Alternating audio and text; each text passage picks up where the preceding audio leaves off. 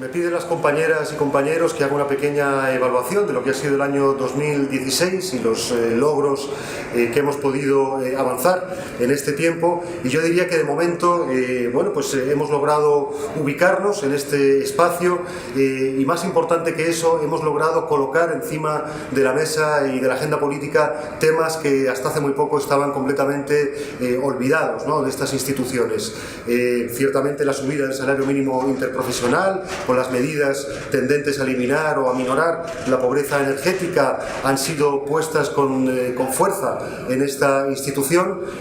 Falta mucho por avanzar, desde luego, y habrá que seguir profundizando, ¿no?, y reclamando para que esas reformas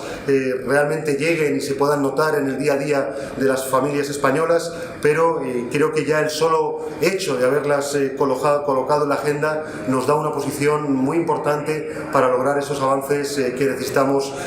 para el futuro. Vendrá el año,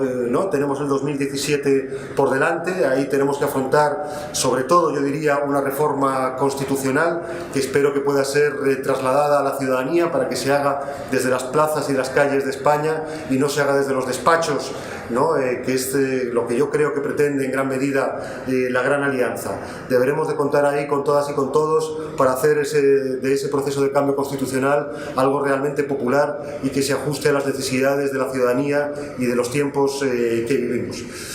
Nada más, me despido, ¿no?, dándoos y mandándoos muchos besos y mucha suerte y muchos ánimos para este 2017.